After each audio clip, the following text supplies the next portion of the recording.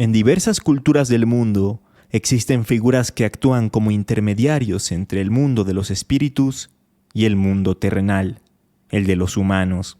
Llámense chamanes, machis, sabios, curanderos, etc.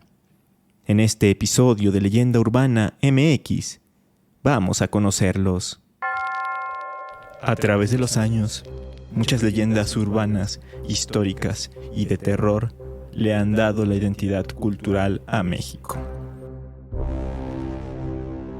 Semana a semana, haremos un recorrido por todas ellas. Esto es Leyenda Urbana MX con Ismael Méndez.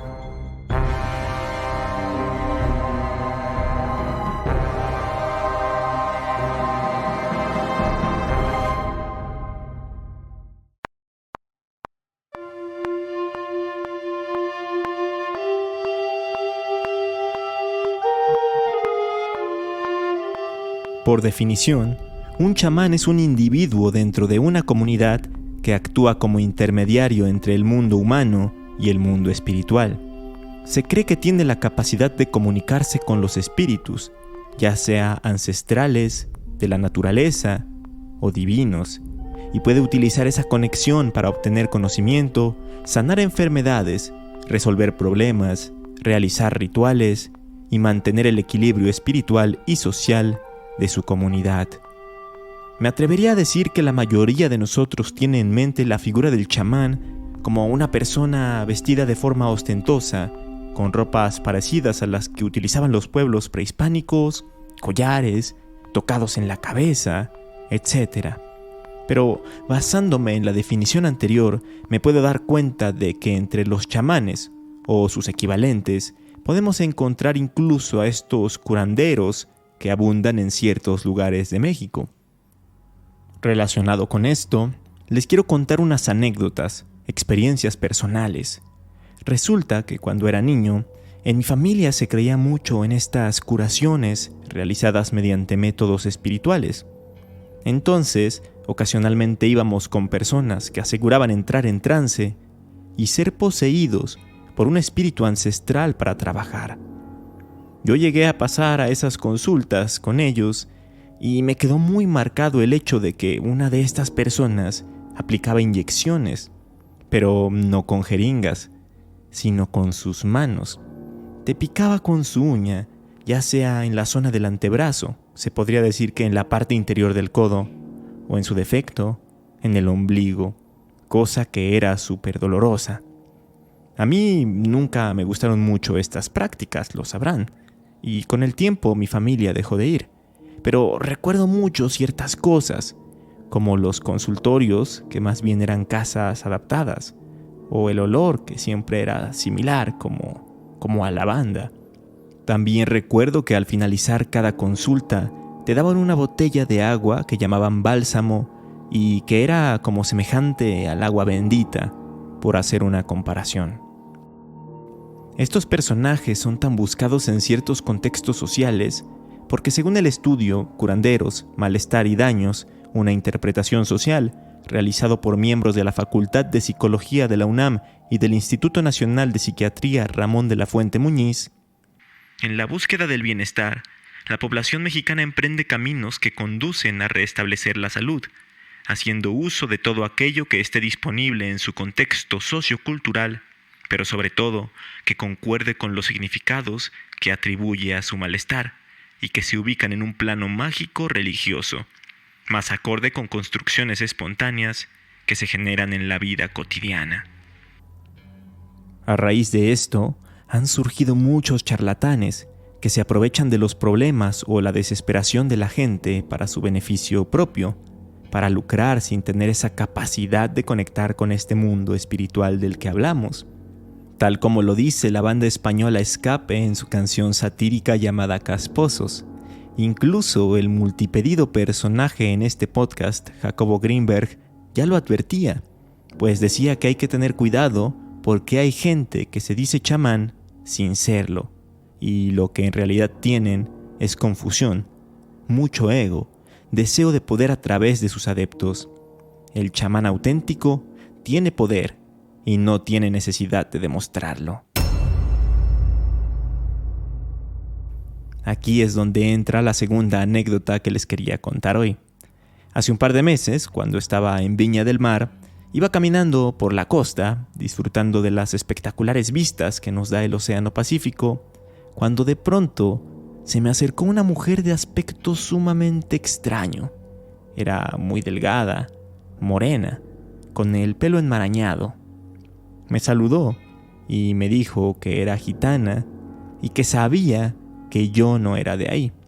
Algo obvio porque estaba portando un jersey de la selección mexicana.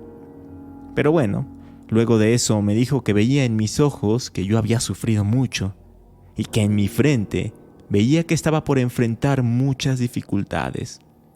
Entonces sacó unas hierbas de su bolsa y me dijo que me iba a dar un amuleto.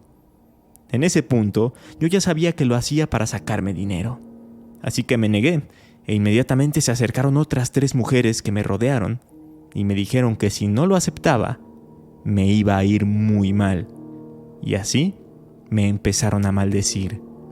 Yo seguí con mi negativa y me alejé rápidamente de ahí. Caminé unos 500 metros y me senté a seguir viendo el mar. Lo curioso es que una de esas supuestas gitanas me siguió solo para insistir en el hecho de que mi acción de rechazar el amuleto había sido muy mala y traería graves consecuencias. Después, platicando con gente local y contándoles mi experiencia, me dijeron que sí, que era un método muy común de estafa en la zona, tal como aquí en México están los fotógrafos de Chapultepec, los que chocan contigo en la Plaza de la Tecnología o los boleros de Bellas Artes. En fin, fuera de charlatanes y estafadores, hay otras cosas de las cuales podemos mencionar de los mediadores entre los mundos, cosas que son muy interesantes respecto a lo que nos interesa más, que es esta conexión que tienen con los espíritus.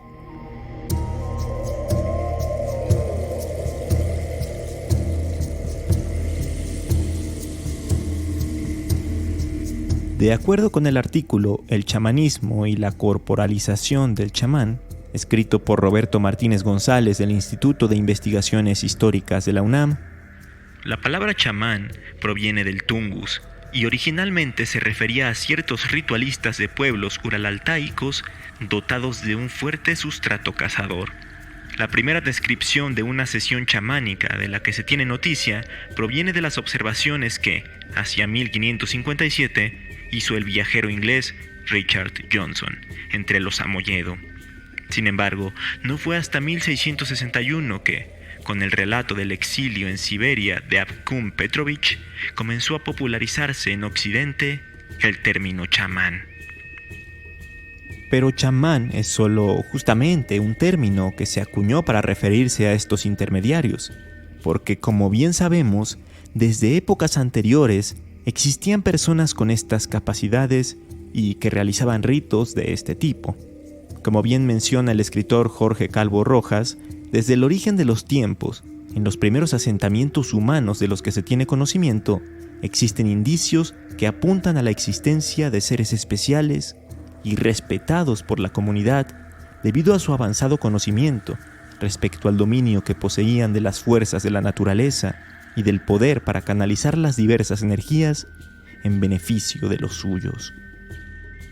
Si hablamos del México prehispánico, por ejemplo, se sabe que había sacerdotes, a veces llamados brujos hoy en día, que tenían conocimientos sobre el uso de las hierbas y plantas medicinales y aprendían todo lo relativo al manejo de la naturaleza a través de la cosmovisión de sus pueblos.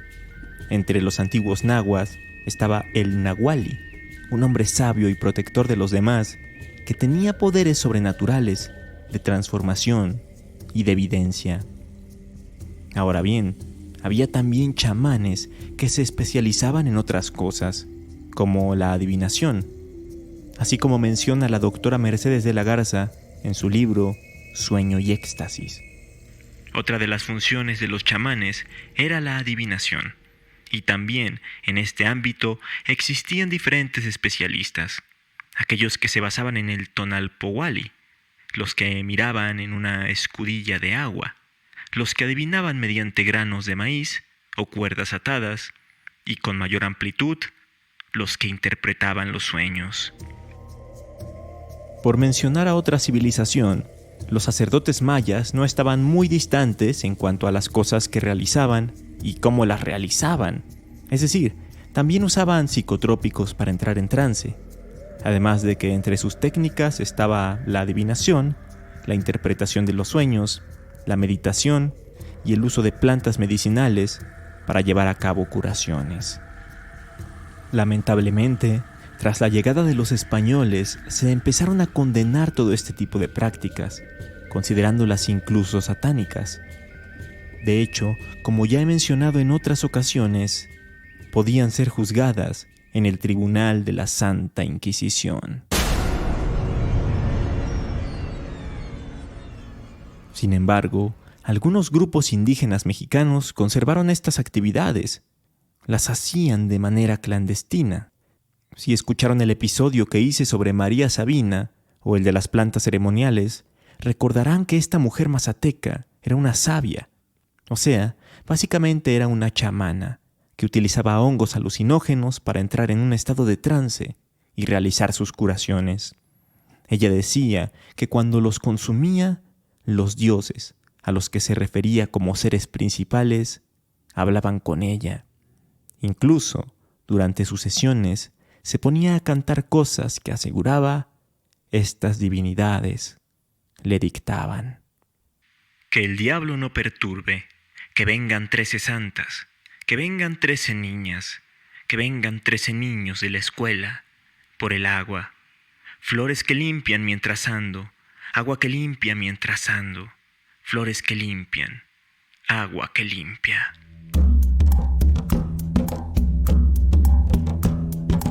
Saliéndonos de México y yéndonos más al sur, los mapuches también tienen su figura chamánica. Cuando visité el Museo de Arte Precolombino en Santiago de Chile, me encontré con un apartado que hablaba del machi, una persona que conserva el conocimiento ancestral del mundo natural y sobrenatural mapuche, que ejerce como médico y mediador entre la gente y las deidades. Mediante el trance, se comunica con sus antepasados y habla en representación de la deidad creadora.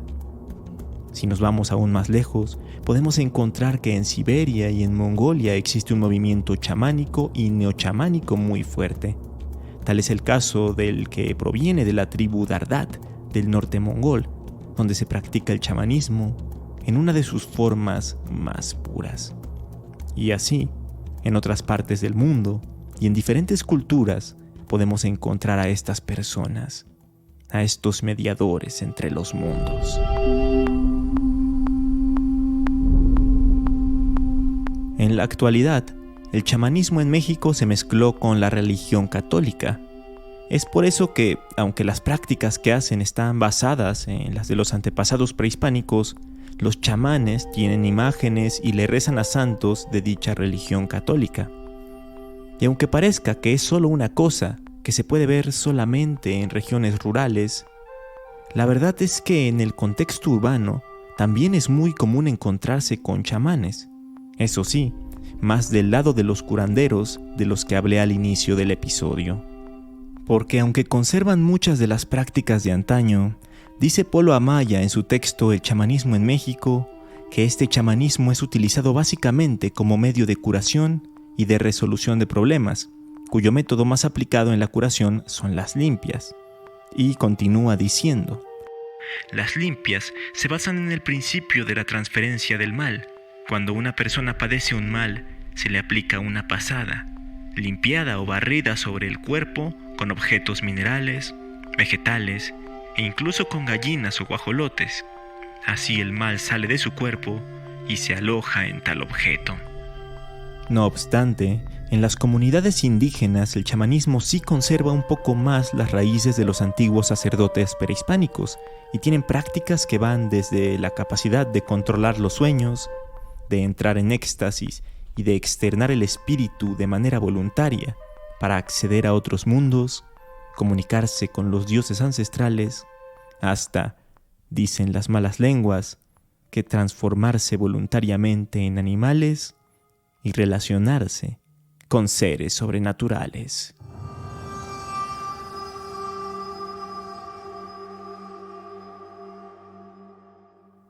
¿Alguno de ustedes ha acudido con un chamán o un curandero?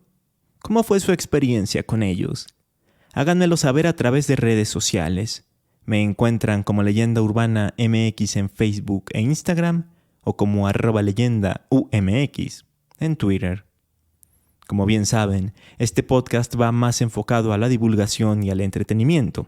Pero si ustedes quieren adentrarse más en el tema y sobre todo desde un ángulo más académico, hay un curso gratuito de la UNAM que impartió la antes citada doctora Mercedes de la Garza, llamado El chamanismo entre los nahuas y los mayas. Son 5 sesiones de más o menos 2 horas cada una. Lo pueden encontrar en la página grandesmaestros.unam.com. Mientras le echan un ojo, yo me despido de este episodio. Espero que lo hayan disfrutado y si así fue, compártanlo, puntúenlo y síganme para que no se pierdan ningún capítulo futuro, como el del próximo jueves. Hasta entonces.